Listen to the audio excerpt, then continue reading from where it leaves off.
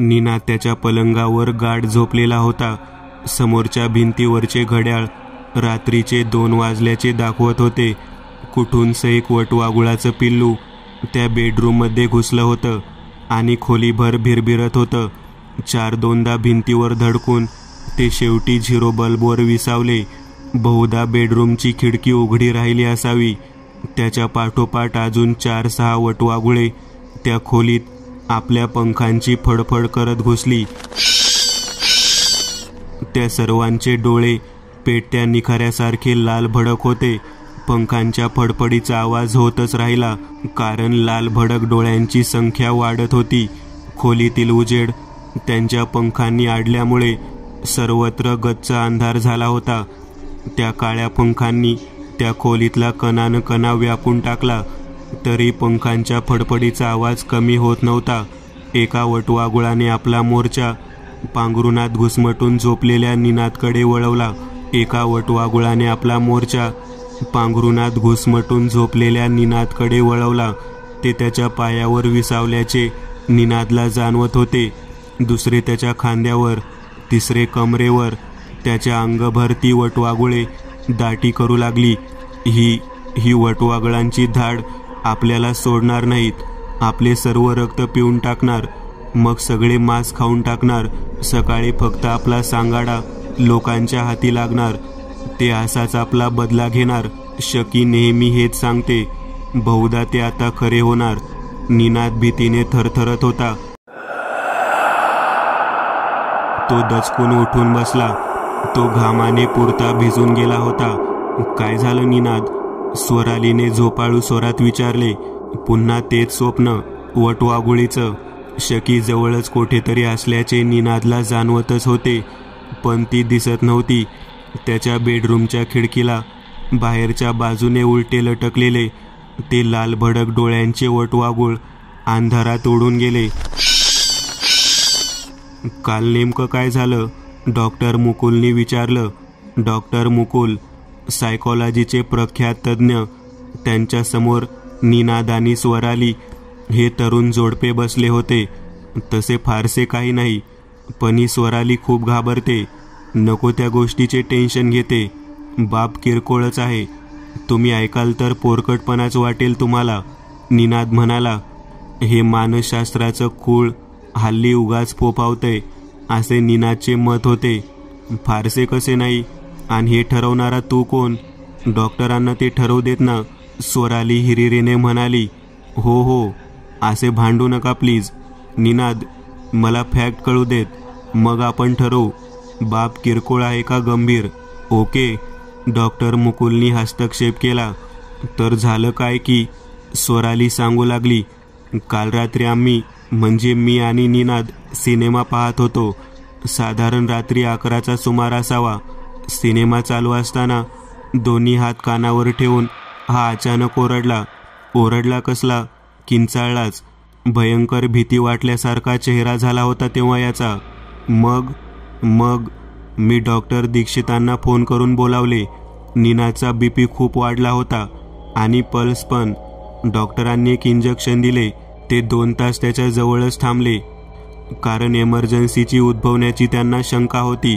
पण God thanks, तसे काही झाले नाही. त्यांनी तुम्हास रेफर केलं. निनाद खाली मान घालून बसला होता.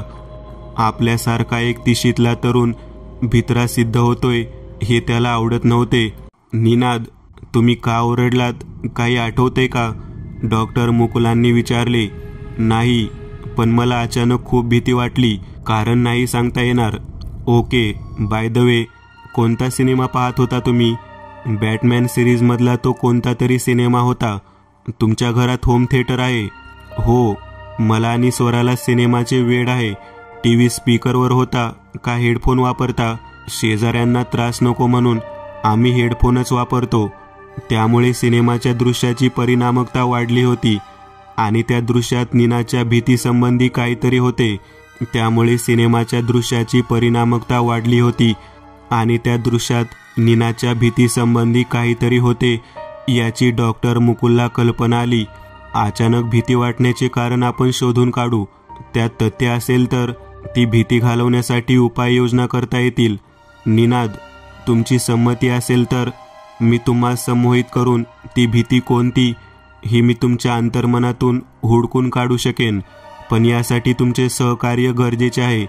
तुम्ही लहानपणी कशाला भीत होता का? नाही, तसा मी धीट मुलगा होतो. या डॉक्टरला त्या स्वप्नाचं सांगावं का? पण त्याचा या ओरडण्याशी काय संबंध? उगाच कशाला सांगायचं? विचारल्यानंतर बघू. निनादने असे ठरवून टाकले.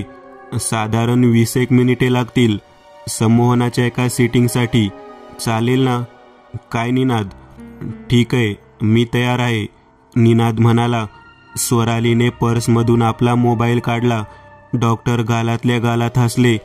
आता तासभर लागला तरी हरकत नाही. डॉक्टर मुकुल निनादला घेऊन संमोहन कक्षात आले. तो छोटासा कक्ष फिकट निळ्या रंगात न्हावून निघाला होता.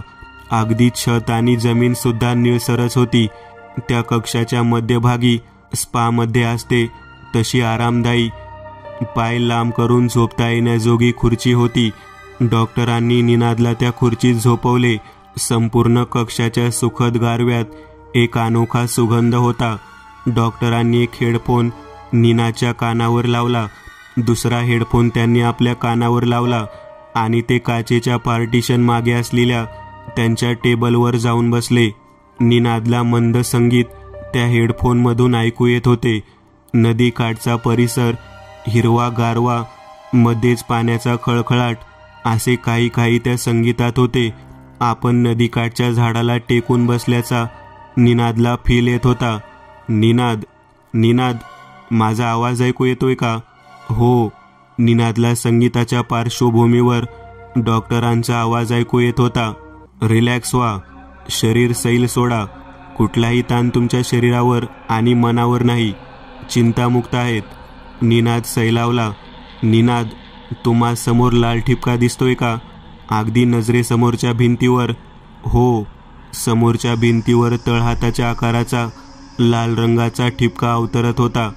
त्याच्याकडे एकटक पाहत राहा. त्याचा रंग बदलत जाईल. तो बदल मला सांगत राहा. तो लाल ठिपका आता अधिक गडद होतोय. तो ब्राऊन झालाय. अजून गडद होत तो काळा ठिक्कर पडलाय. तो जागेवरच फिरत असल्याचा भास होतोय. पुढे. आता त्यातून काळी वलये बाहेर पडत आहेत. ओके. त्यातले एखादे वलय नजरेने फॉलो करा. पहा, कोठवर जाते ते वलय. ते वलय केंद्रातून निघतंय, फिकट होत छतापर्यंत जाते आणि पुन्हा गडद होत केंद्राकडे. डोळे जड. निनादचा आवाज ग्लानीत असल्यासारखा येत होता. निनाद, रिलॅक्स. तुम्हाला खूप झोप येते. झोपा. डोळे मिटून घ्या. खूप खोल गेल्याचा भास होईल. लहानपणीच्या काळात जात राहा. हो, खूप तळाला जातोय. काही क्षण डॉक्टर थांबले. निनाद बेटा, माझा आवाज ऐकू येतोय? एखाद्या लहान मुलाची चौकशी करावी अशा सुरात डॉक्टर बोलत होते. हो तल, तू बोल. तुझ्यासारख्या लहान मुलांनी असं रात्रीच्या वेळी घराबाहेर भटकू नये. कोण लहान? मी आता मोठा झालोय. 3रीत गेलोय. आजी म्हणती मला आठवं लागलंय. अरे वा, तुला अंधारात फिरताना भीती नाही वाटत? छट, मी नाही भीत अंधाराला. मी शूर मुलगा आहे. मग कशाची भीती वाटते? कशाचीच नाही. वा वा, लहान मुलांनी असंच असायला हवं.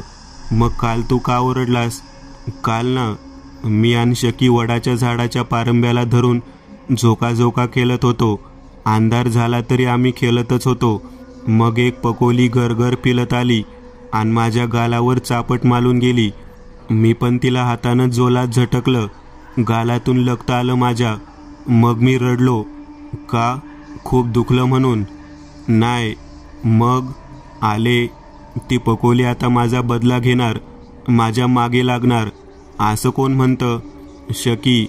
ती म्हणते की मी पकोलीला हाताने झटकलं ना, मग ती माझा बदला घेणार. मला चावून मालून टाकणार. माझं लक्त पिऊन टाकणार. मग मला पकोलीची भीती वाटती. खूप भीती वाटती. अरे बाळा, असं काही नसतं. असंच असतं. शकी खोटं नाही सांगत. तूच खोटारडा आहेस. जा, तुझी कट्टी. मग निनाद एकदम गप्प झाला. तो यापुढे काही बोलणार नाही याची डॉक्टरांना कल्पना आली. त्यांनी तो संमोहनाचा सेशन आटोपता घेतला. बाय. तुला पुन्हा फोन करते. डॉक्टरांची चाहूल लागल्याने स्वरालीने फोन बंद केला. हिप्नोटाईज रूममध्ये जाताना निनाद टेन्स दिसत होता आणि डॉक्टर रिलॅक्स होते. आता डॉक्टर टेन्स आणि निनाद फ्रेश दिसत होता. Thanks for cooperation Ninad. 2 दिवसांनी आपण पुन्हा भेटू. तोवर मी आताच्या तुमच्या टेस्टचा अभ्यास करून ठेवतो. स्वराली आणि निनाद डॉक्टर मुकुलच्या क्लिनिकमधून बाहेर पडले तेव्हा निनाद शीळ वाजवत होता. सरप्राईज. कॉलेजातला निनाद स्वरालीला दिसत होता. तिने चुकून जरी वर पाहिले असते तर तिला ते दिसले असते. एक वटवाघूळ आपले पंख पूर्ण ताणून निनादच्या डोक्यावर घिरट्या घालत होते. स्वराली, मी तुम्हाला मुद्दाम एकटीला बोलावले. काही गोष्टींचं स्पष्टीकरण आणि निनादच्या मानसिक अवस्थेसंबंधी तुमच्याशी चर्चा करायची आहे. डॉक्टर मुकुल निनादचे केस पेपर पाहत म्हणाले. बोला डॉक्टर. स्वराली डॉक्टरांचा गंभीर टोन ऐकून अस्वस्थ झाली होती. प्रत्येक माणसाला कशाची ना कशाची भीती वाटतच असते. त्यात काही वावगं नाही. एका ठराविक मर्यादेपर्यंत भीती हे नैसर्गिक कवच असते, कारण ते धोक्याची सूचना देत असते. पण हीच भीती जेव्हा मर्यादेबाहेर जाते तेव्हा तो फोबिया होतो. डॉक्टर, मला तुमच्या शास्त्रातलं काही कळत नाही. मला फक्त निनादला काय झाले तेवढंच सांगा. स्वरालीला डॉक्टरांच्या प्रस्तावनेत काही रस नव्हता. निनादला चिरोपट्ट फोबिया झाला असावा असा माझा अंदाज आहे. म्हणजे वटवाघुळांची जीवघेणी भीती. यावर उपाय आहेच. तो आपण करूच. त्यासाठी वेळ लागण्याची शक्यता आहे. किती वेळ लागेल तसे नक्की नाही सांगता येणार, कारण आमच्या उपायात पेशंटच्या मनाचे सहकार्य खूप महत्त्वाचे असते आणि या केसमध्ये ते माझ्या आणि काही अंशी निनादच्याही हाती नाही. त्याच्या मानसिक जडणघडणावर ते अवलंबून असेल. तरी साधारण 4-5 महिने नाही, किमान 1 वर्ष किंवा अधिकही लागतील. मला तो भीतीमुक्त झालेला हवाय, पण इतका वेळ म्हणजे खर्च पण खूप येईल ना. स्वरालीला आर्थिक बाजू समजून घ्यावायची होती म्हणून तिने विचारले. हो, त्यासाठी बराच खर्च येतो, पण मी या केसचे पैसे घेणार नाही. माझ्या संशोधनासाठी मी ही केस हाताळणार आहे. औषधासाठी लागतील तितकेच पैसे. फक्त इतका काळ उपचार करून घेण्यासाठी निनाद तयार झाले पाहिजेत. न पैसे खर्च करता उपाय होणार असेल तर स्वरालीची हरकत नव्हती. प्रश्न होता तो निनादचा. आपल्याला काही झाले यावर त्याचा विश्वास नव्हता. त्याला तयार करावं लागणार होतं आणि स्वरालीसाठी ते फारसे कठीण नव्हते. करीन मी त्याला तयार. तो माझे ऐकतो. स्वराली आत्मविश्वासाने म्हणाली. ओके. निनाद आस्तिक आहेत का नास्तिक? तो देवभोळा आहे. देवभोळा म्हणजे अंधश्रद्धेकडे कल असणारी मानसिकता. डॉक्टरांच्या मनाने नोंद घेतली. मला जरा त्यांच्या आईबाबांबद्दल सांगा. त्याला बाबा नाहीत, आई नाशकात असते. त्यांचा कॉन्टॅक्ट नंबर तुमच्याकडे असेलच. मला त्यांच्याशी बोलायचंय. स्वरालीने नाशिकला आपल्या सासूला फोन लावला.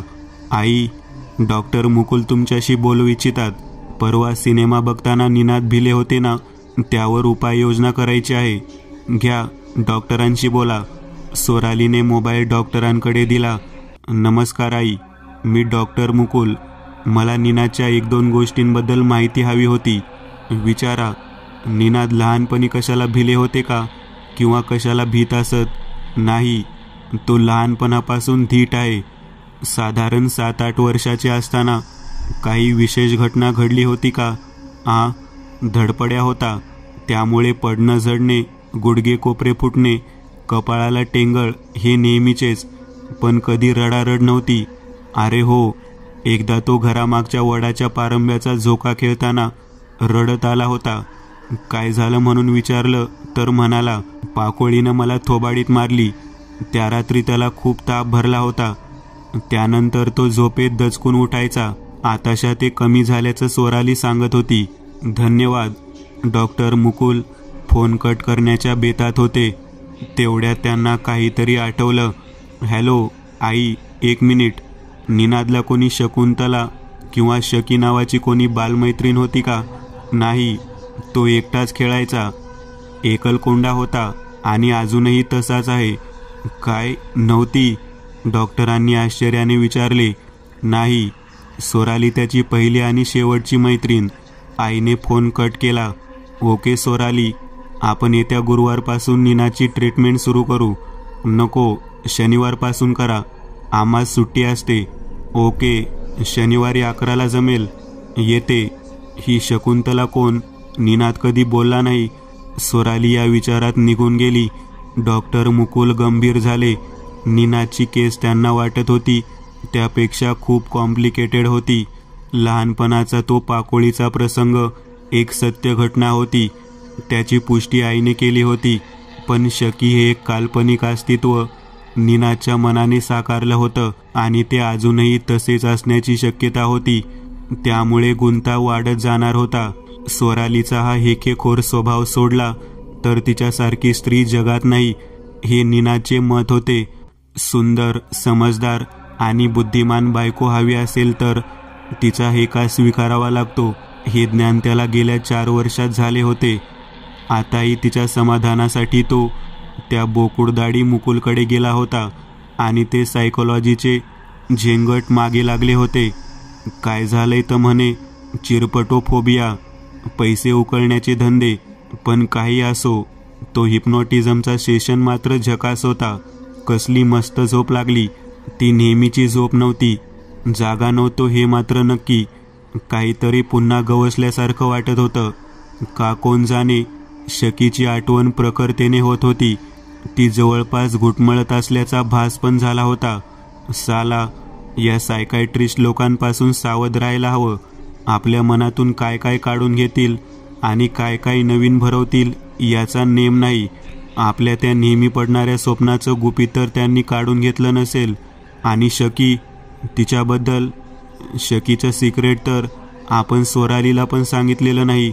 निनाद आपल्या विचारात इतका गढून गेला होता की सोरालीने आणून ठेवलेला चहा गार होऊन गेला होता. हे काय निनाद, कसल्या विचारात गुरफटला आहेस? चहा गार होऊन गेलाय. थांब, मी गरम करून आणते. सोरालीने तो चहाचा कप किचनमध्ये नेला. निनाद, आज 11ला डॉक्टरकडे जायचंय, लक्षात आहे ना? गरम चहाचा कप निनादच्या हाती देत सोरालीने आठवण करून दिली. हो ग, आहे. पण खरंच त्या डॉक्टरच्या म्हणण्यात काही तथ्य आहे का? हो आहे. आणि तुझी एखादी भीती तो फुकटात काढून देणार असेल तर तुझी काय हरकत आहे? अगं तसं नाही, पण हा माझ्या मनातून काय काय काढून घेतो कोणास ठाऊक. मला त्याचीच भीती वाटते आहे. तो फक्त तुझ्या मनातील ती वटवागुळांची भीती काढून घेणार आहे. त्यासाठी उपचार गरजेचे आहेत आणि ते तू करून घेणार आहेस. मला यावर अधिक वाद नकोय, सोरालीने निक्षून सांगितले आणि ती तरातरा किचनमध्ये निघून गेली. शकी यावेळी जवळ असायला हवी होती.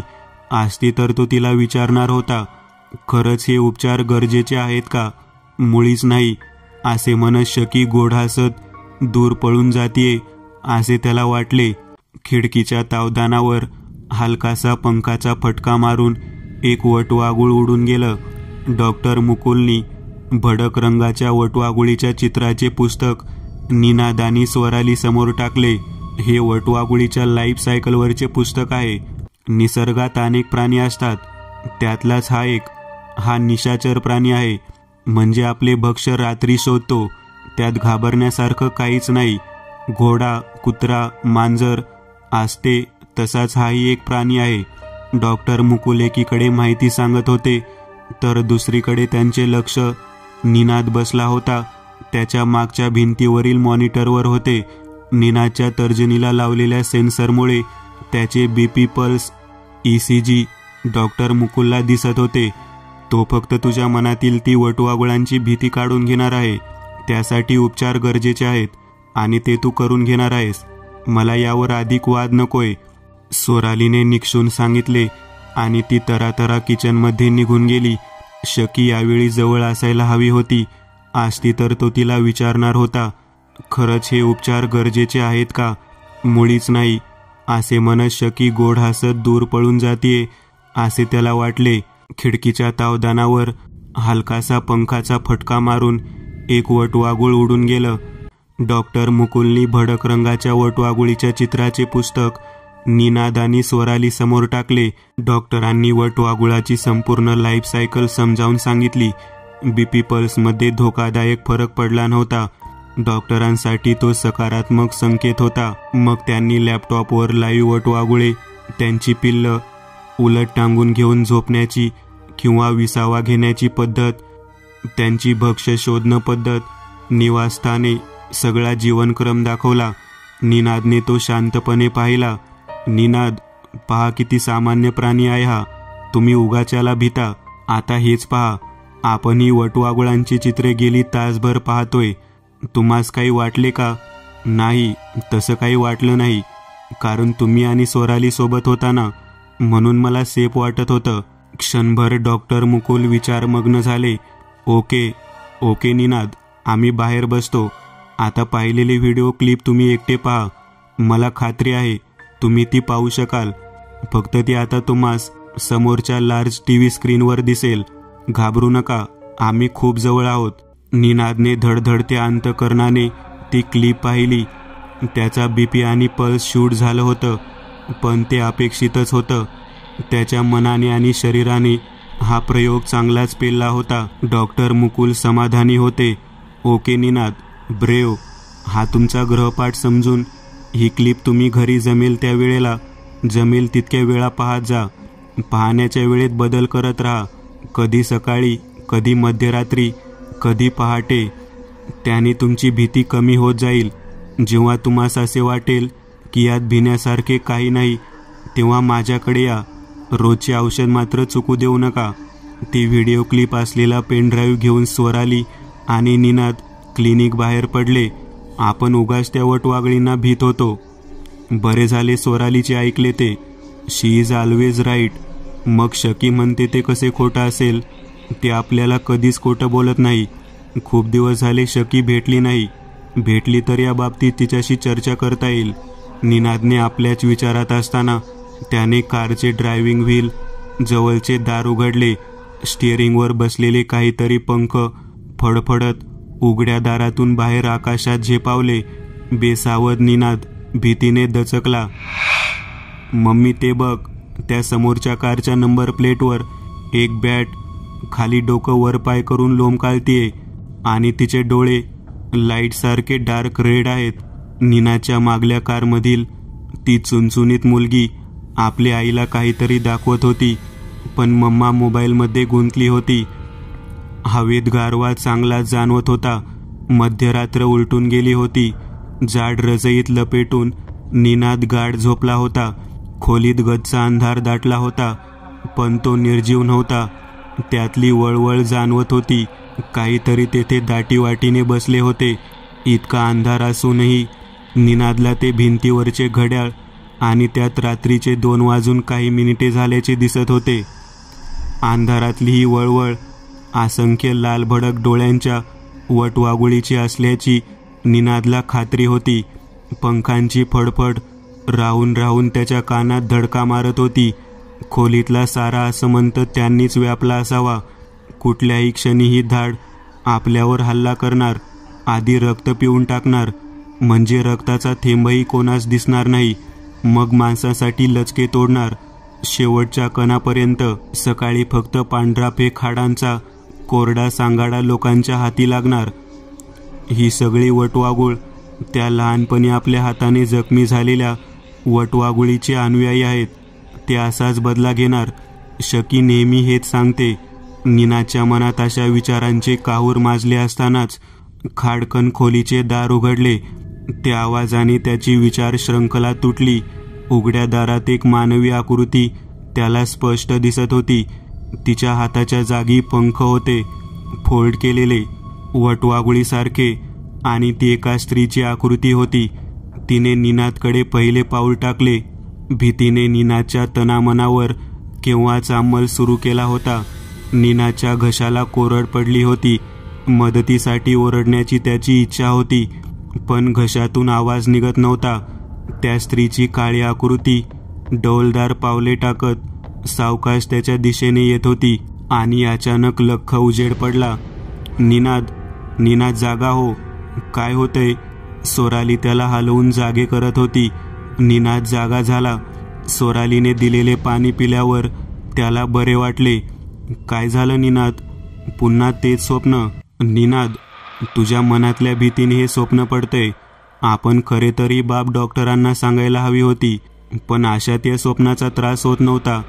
त्या हिप्नोटिझमच्या सेशनपासून पुन्हा सुरू झालंय आणि त्या मुकुलमुळे झालंय. आताशा ते स्वप्न दिवसेंदिवस भयानक होत चाललंय. निनाद स्वरालीवरच चिडला. स्टुपिड, डॉक्टर मुकुल यातला तज्ज्ञ माणूस आहे, त्याच्यामुळे काहीही झालेले नाही. स्वरा, मला या वटवागुळीची दहशत वाटायला लागली आहे. ती मला नकोय. सांग तुझ्या त्या बोकुड दाढीला. सांगणारच आहे. निनाद एकटाच कोपऱ्यातल्या सोफ्यावर कोल्ड कॉफीचा ग्लास घेऊन बसला होता.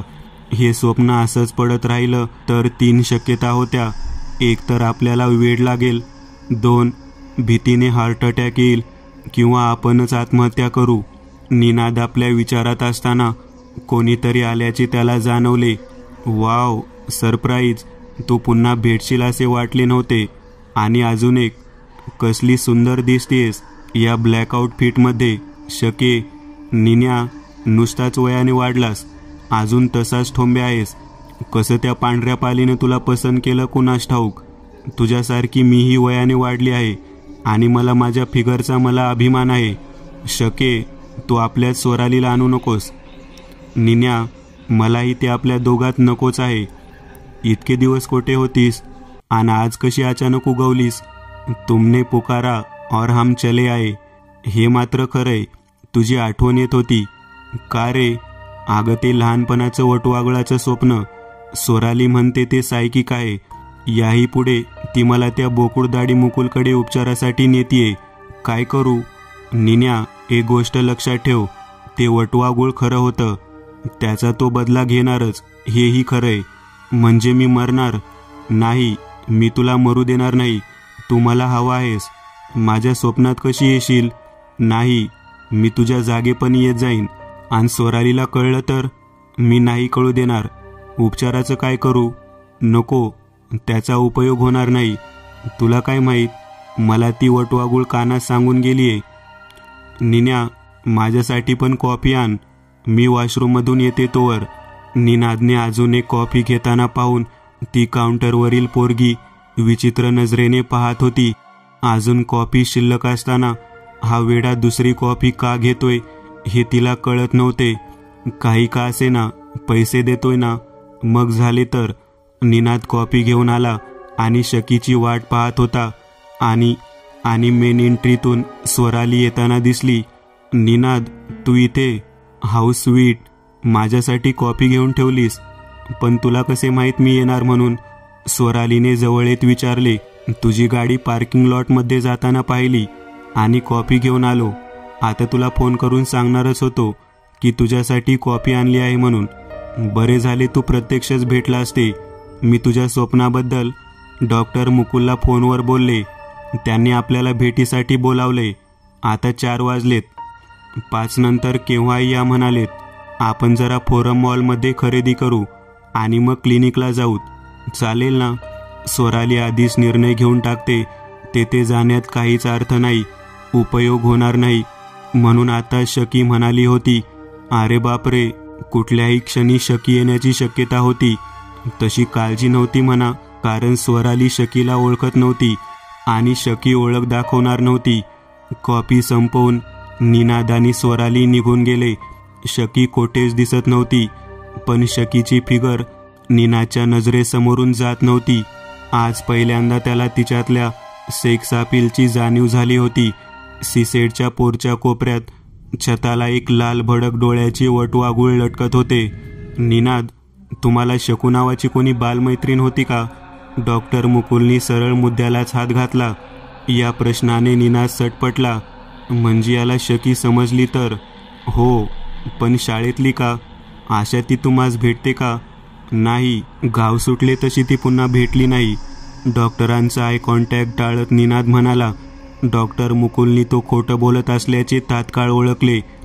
खरे तर स्वराली शकीबद्दल त्याला विचारणार होती, पण ज्या अर्थी तो सांगत नाही त्या अर्थी ते फारसे महत्त्वाचे नसावे असे तिला वाटले. तुम्हाला म्हणे एकच स्वप्न वारंवार पडतं असे स्वराली म्हणत होत्या. तसं ते फारसं विशेष नाही. फार लहानपणापासून ते कधीतरी पडतंय. निनाद पुन्हा खोटं सांगत होता. स्वरालीने दिलेल्या माहितीनुसार ते स्वप्न नेहमीच पडत होतं. तरीही तुम्ही ते मला सांगायला हवं होतं. असो, स्वप्नात काय दिसतं? रात्रीचा 2चा सुमार असल्याचं दाखवणारं भिंतीवरलं घड्याळ दिसतं. नंतर असा भास होतो की घराच्या अंधारात हजारो वटवाघूळ दाटी करत आहेत. ती माझ्यावर लवकरच तुटून पडणार आहेत असं वाटतं. ती माझा बदला घेणार आहेत. अंधारात खाडकन एक दार उघडतं. दाराच्या चौकटीत कोणीतरी उभं असतं. मला खूप भीती वाटू लागते. मी जागा होतो. पहिलं स्वप्न कधी पडलं? लहानपणी. शेवटचं असं स्वप्न केव्हा पडलं होतं? काल. ओके. पहिल्या आणि कालच्या स्वप्नात काही फरक होता का? सुरुवातीला फक्त भिंतीवरील घड्याळ दिसायचं आणि भीती वाटायची. मग घड्याळाबरोबर अंधारात वटवाघुळे असल्याचा भास होऊ लागला.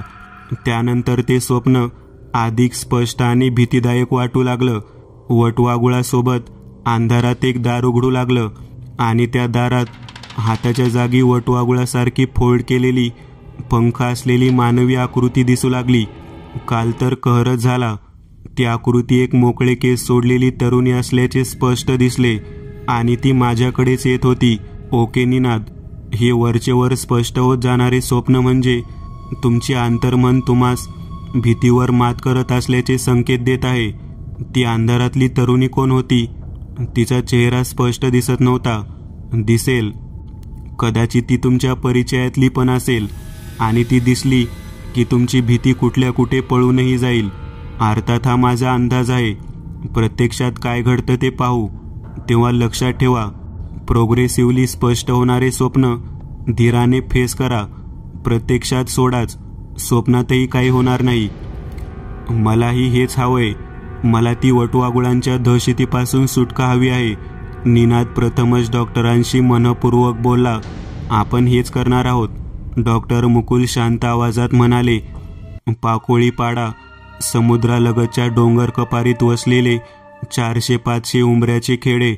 डॉक्टर मुकुलच्या उपचाराने म्हणा, स्वरालीच्या सपोर्टने म्हणा की निनाच्या गृहपाठाने म्हणा, निनाची भीती कमी होत होती.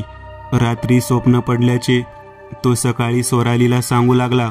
तरी डॉक्टर मुकुलनी शेवटची परीक्षा म्हणून निनाद आणि स्वरालीला 2 महिन्यासाठी या पाड्यावर राहण्यासाठी पाठवले होते. या गावालगतच्या डोंगर कपारीत असंख्य वटवाघुळीची निवासस्थाने होती. डॉक्टर मुकुलच्या उपचाराची दिशा योग्य असल्याची निनादला खात्री पटू लागली होती. 2 किलोमीटरवर असलेल्या समुद्रकिनारी तो स्वरालीला घेऊन रोज सकाळ संध्याकाळ फिरायला जाऊ लागला. संध्याकाळच्या संधी प्रकाशात वटवाघुळांचे थवे आकाशात झेपावताना तो आनंदाने पाहत होता. भीतीचा लवलेशही त्याच्या चेहऱ्यावर दिसत नसे. स्वराली खुश होती. असेच एक दिवस संध्याकाळी निनाद आणि स्वराली समुद्र किनाऱ्यावरून घरी परतत असताना स्वरालीचा फोन वाजला. थोडे थांबून तिने तो घेतला. डॉक्टर मुकुलच फोनवर होते. निनाद आकाशातले वटवाघुळीचे थवे पाहत पुढे चालत होता. बोला डॉक्टर. स्वराली, निनाद कसे आहेत? Any problem? निनाद मजेत आहे. परवा तर कायमच येथे राहू म्हणत होता. अरे वा, खूप छान प्रतिसाद मिळतोय की आपल्या ट्रीटमेंटला. तुम्ही दिलेल्या माहितीनुसार निनाद 29-30 दिवसांनी ते झोपेत भितात आणि ती वारंवारता उद्याच येते. सजग राहावे लागेल तुम्हाला. हेच सांगण्यासाठी फोन केला होता. बरे झाले आठवण करून दिली ते. थँक्स. काळजी घ्या. बाय. डॉक्टरांनी फोन कट केला. स्वरालीने मोबाईल पर्समध्ये टाकला. तिचे समोर चालणाऱ्या निनाच्या पाठमोऱ्या आकृतीकडे लक्ष गेले. त्याच्या डोक्यावर उंच आकाशात गिरट्या मारणाऱ्या त्या वटवाघुळाने तीरासारखी निनाच्या टाळूच्या दिशेने झेप घेतली होती. निनाद, स्वराली ओरडली. त्या आवाजासरशी ते वटवाघूळ हवेतूनच परत फिरले. स्वराली आपल्या विचारात गढून गेली होती. विज्ञाननिष्ठ स्वरालीच्या मनाची चलबिचल होती. हे प्रकरण सायकोलॉजीच्या कक्षेबाहेर जात असल्याचे तिला जाणवू लागले होते. स्वप्नापुरत्या वटवाघुळी ठीक होत्या, पण प्रत्यक्षात सुद्धा निनादच्या आसपास आताशा त्या दिसत होत्या. त्या दिवशी सिसिडेच्या पोर्चात मुंबईला खिडकीच्या काचेवर एकदा कारच्या टपावर ते तिला दिसलेच होते. आज तर नीनाच्या डोक्याच्या रोखाने झेपावले होते. वटवाघुळीच्या बऱ्याच वंदता येथे आल्यावर तिच्या कानावर आल्या होत्या. त्यानुसार रक्तपिपासू पिशाच वटवाघुळीच्या रूपाने आमोशेच्या रात्री फिरत असतात आणि संधी साधून त्यांनी निवडलेल्या प्राण्याचे आधी रक्त पितात आणि मग सगळे मांस खाऊन टाकतात. शिल्लक फक्त हाडाचा सांगाडा उरतो. शेजारच्या डिकोस्टा अंकलच्या शेळ्यांचे एका सकाळी सांगाडे झाल्याचे निदर्शनास आले होते. तिने समोरच्या भिंतीवरील काल निर्णय कॅलेंडरवर नजर टाकली. उद्याच्या तारखेस त्यावर अमावस्या दिसत होती. आज रात्री ती 2:10 लागणार होती. तिने भराभर आपल्या बॅगेतले कपडे बाहेर काढून टाकले आणि तळाशी असलेली एक डायरी बाहेर काढली. त्यात तिने निनाद झोपेत भिल्याच्या तारखा होत्या. त्याच तिने डॉक्टरांना दिल्या होत्या. तिने त्या कॅलेंडरवर ताडून पाहिल्या. सर्व तारखांच्या आसपास अमावस्या होती. तिने लगेच डॉक्टर मुकुलला फोन लावला. त्यांच्याशी पिशाच थिअरीवर चर्चा केली. त्यांच्या मताप्रमाणे हे सगळं थोतांड आहे. पिशाचे वटवाघूळ काही संबंध नाही, भूतास्त नाही, इतके विज्ञान कोकलून सांगते तरी का आपण विश्वास ठेवायचा. मग ती वटवाघूळ निनादच्या आसपास दिसली तो एक योगायोग होता. तिने मनातून ती पिशाच कल्पना काढून टाकली. मध्यरात्र उलटून गेली असावी.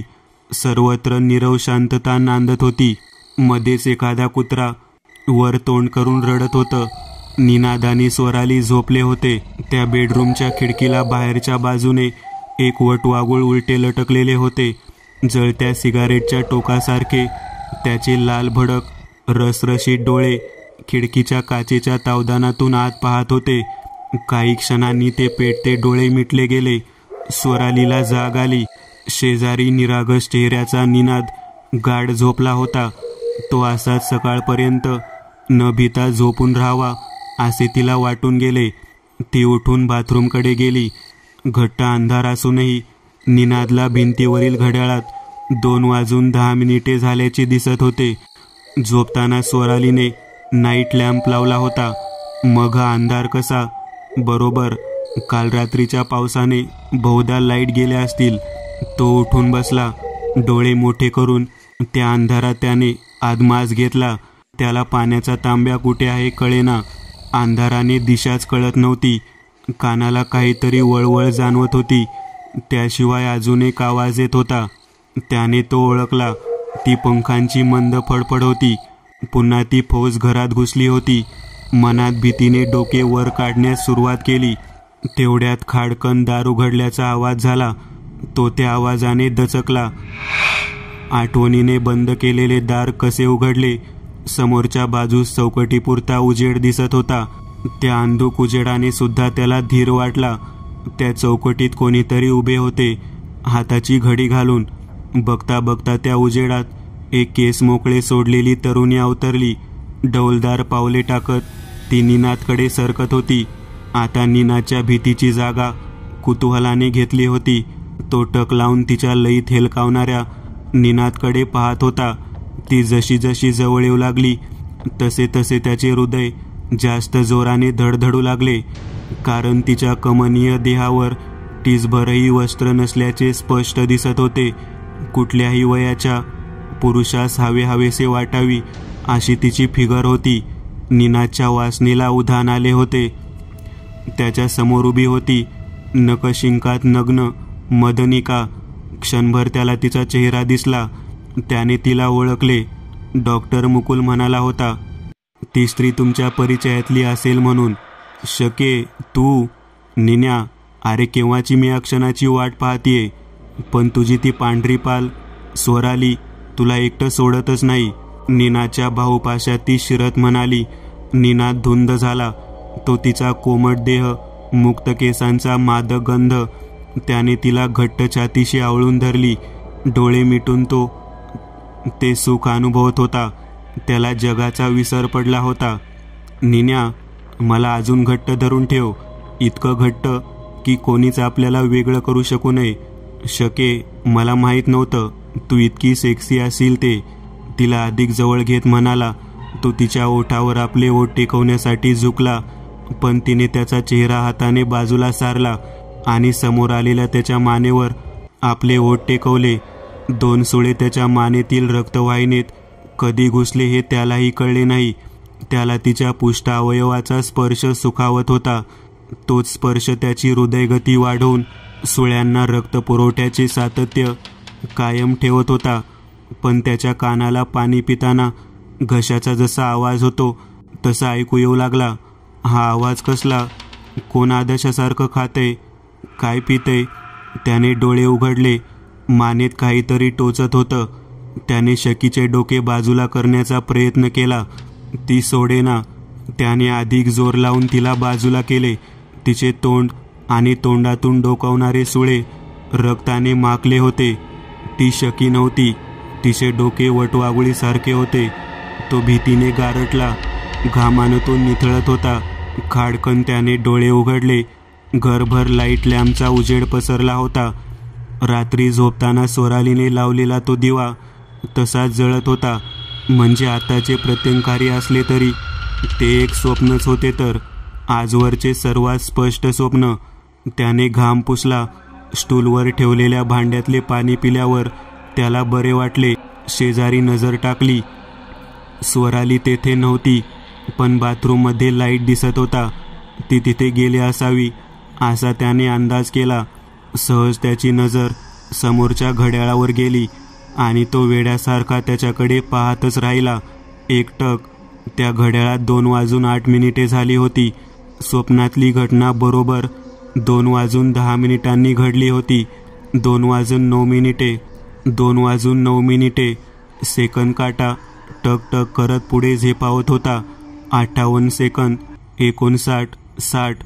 त्या क्षणी फटकन लाईट्स गेले. घरभर अंधार दाटला.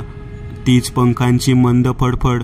आठवणीने बंद केलेले बेडरूमचे दार खाडकन उघडले.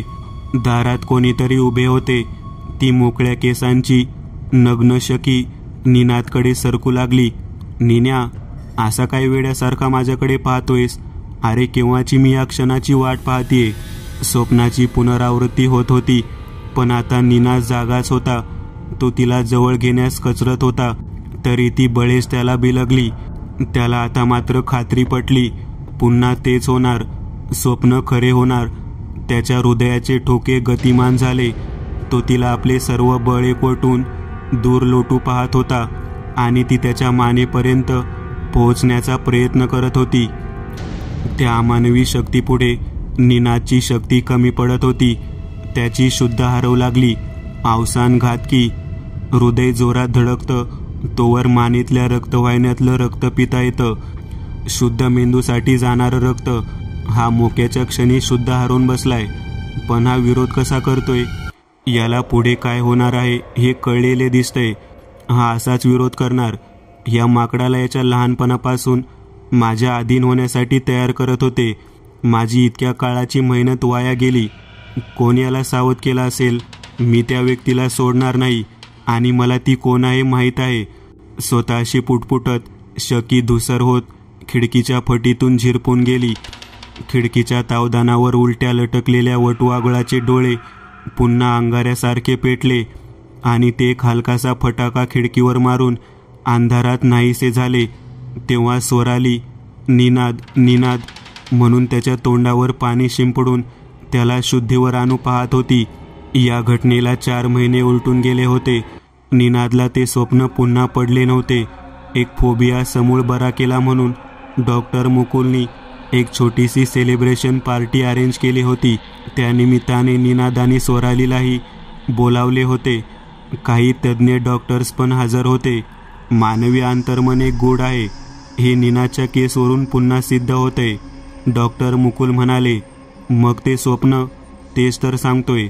त्या अंतर्मनाने दाखवलेल्या स्वप्नामुळे निनादना पुढील धोक्याचा अंदाज आला. म्हणजे डॉक्टर, तुम्ही पिशाचेच्या अस्तित्वाला मानता तर? नाही, ते अजून विज्ञानाच्या कक्षेत आलेले नाही. मला वाटते निनादचा भूत पिशाच या कल्पनांवर विश्वास आहे, म्हणून त्यांच्या मनाने तसा संकेत दिला. डॉक्टर मुकुलचे सर्वांनी अभिनंदन केले.